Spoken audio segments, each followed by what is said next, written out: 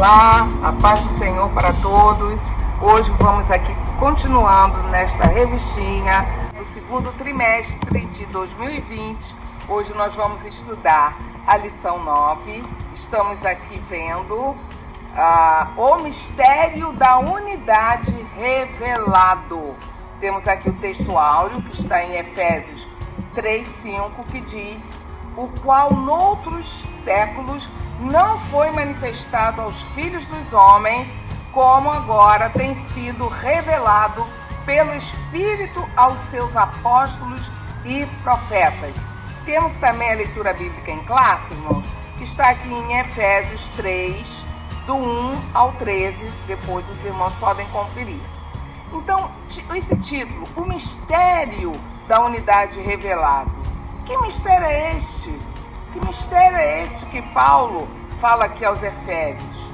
Mistério, irmãos, num conceito assim popular, secular, é algo inexplicável, é um mistério, é algo enigmático, é algo escondido. Mas, teologicamente falando, mistério é uma verdade de Deus revelada. Não tem nada a ver com escondido, irmãos, porque nas Sagradas Escrituras, bem como na nossa fé cristã, não há espaço algum para haver coisas escondidas. Pelo contrário, são informações que não podem ser alcançadas apenas com as nossas faculdades mentais, os nossos sentidos físicos, mas somente podem ser entendidas por revelações do Espírito de Deus. Em algum momento estavam ali fora do entendimento humano, mas depois, quando aprouve a Deus, foram desvendadas espiritualmente, ou seja, entendidas sobrenaturalmente. E Deus revela isto a quem? Aos simples de coração, aos que se achegam a Deus por meio da fé em Jesus.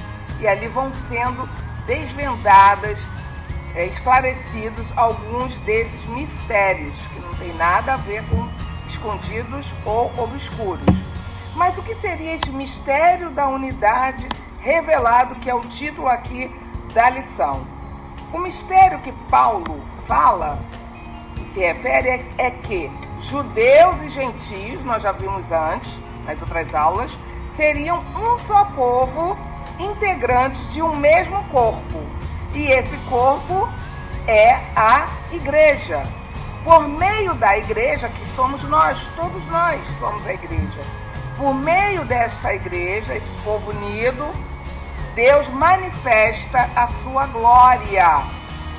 Então, ele se manifesta a glória através da igreja, um organismo, não é? Sobrenaturalmente formado pela união de todos, sendo Cristo como cabeça e base, conforme estudamos na outra aula. Então, por esta causa, ali na leitura bíblica, em Efésios 3:1, Paulo fala: por esta causa, eu, Paulo, sou o prisioneiro de Jesus Cristo, por vós os gentios.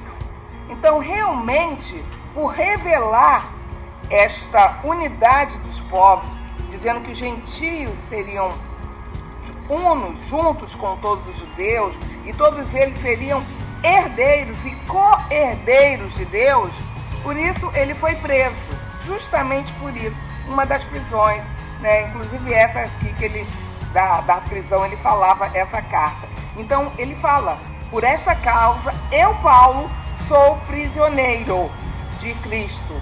Então, até mesmo na igreja primitiva, entre aqueles apóstolos ali, entre aquelas pessoas que formaram a igreja primitiva, entre os companheiros ali de Paulo, muitos ali demoraram a entender isso. Eles não aceitavam que os gentios pudessem ter essas bênçãos que todos nós temos agora.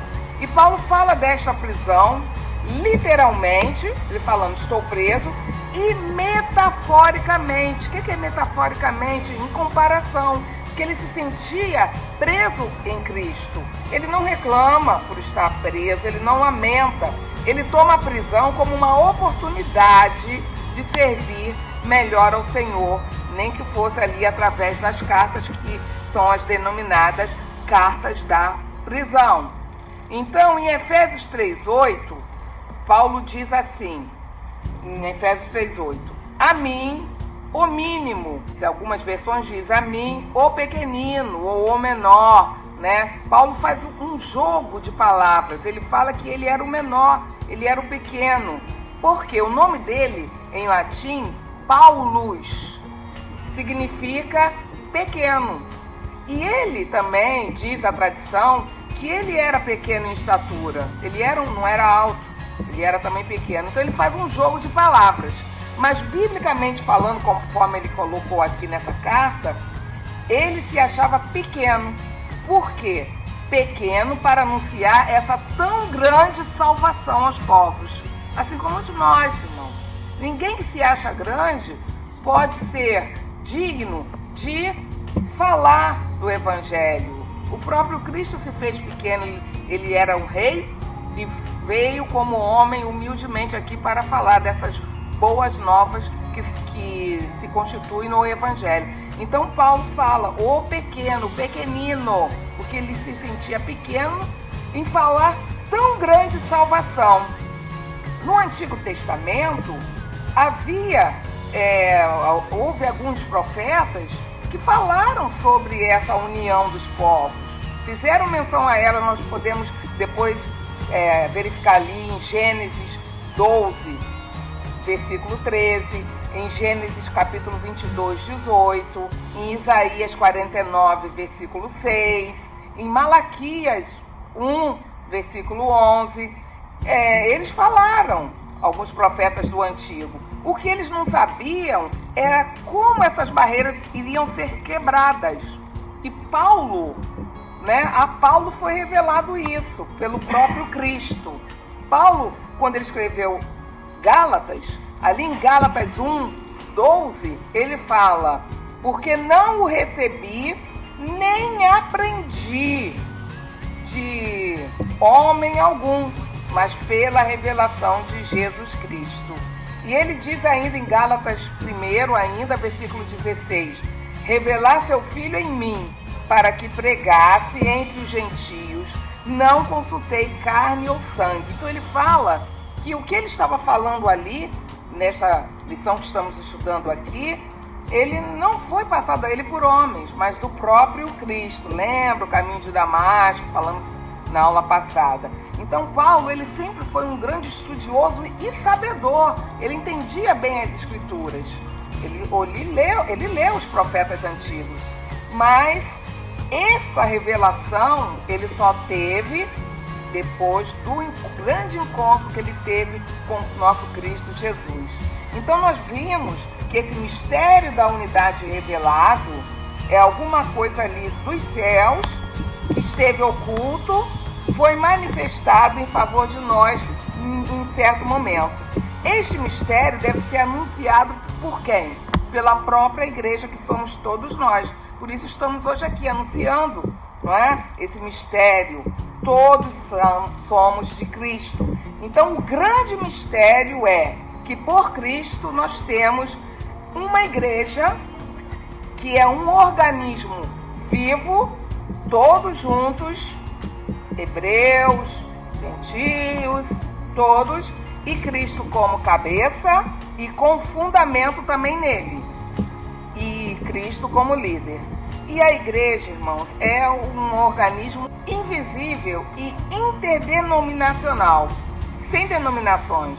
Crê em Cristo, basta crer em Cristo. E eu agradeço a oportunidade. Até a próxima.